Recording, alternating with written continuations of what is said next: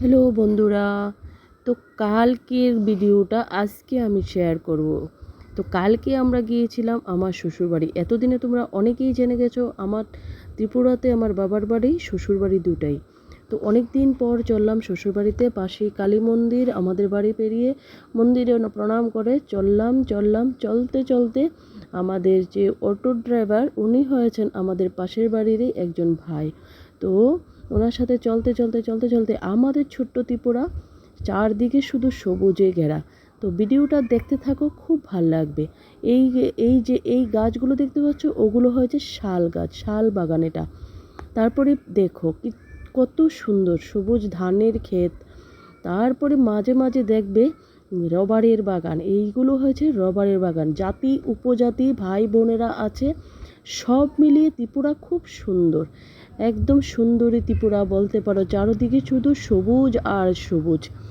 তারপরে চলতে দেখো মাটির বাড়ি, আমাদের বাড়িতেও আছে, পরে আবার দেখতে পাবে মাটির বাড়ি। অনেকটা রাস্তা আমার বাড়ি থেকে, আমার বাবার বাড়ি থেকে আমার শ্বশুরবাড়ি মোটামুটি 1.5 ঘন্টা 2 ঘন্টার রাস্তা। তো সবটা রাস্তায় আমরা অটোতেই গিয়েছিলাম। এই যে আমার শ্বশুরবাড়ির পাশাপাশি পৌঁছে গেছি, অনেকটাই কাছাকাছি। এইটা হচ্ছে আমার শ্বশুরবাড়ির মার্কেট।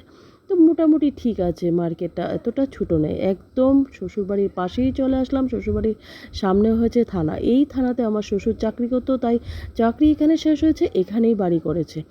তো এখান থেকে একটা দাদার বাড়ি আছে, এই দাদার বাড়িতে ঢুকলাম। গিয়ে দেখছি দাদা ধান রোদে দিয়েছে, আর ধানগুলো দাদাই হেঁটে দিচ্ছে। খুব সুন্দর আম হয়েছে, আমগুলো দেখো কত সুন্দর।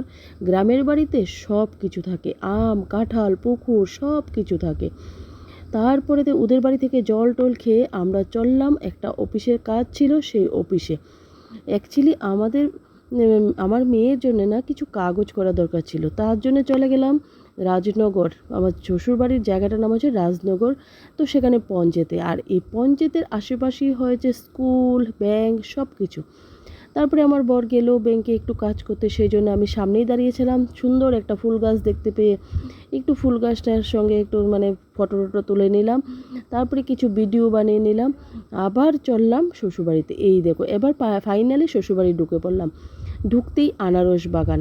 আনারস বাগানে বাড়িতে আমাদের কেউ থাকে না এখন, সেই জন্যে কিছুই বাড়ির জিনিস আর খাওয়া যাবে না। যাই একটু একটু পাকা পাকা ছিল সেগুলো লুকিয়ে নিয়ে চলে যায়।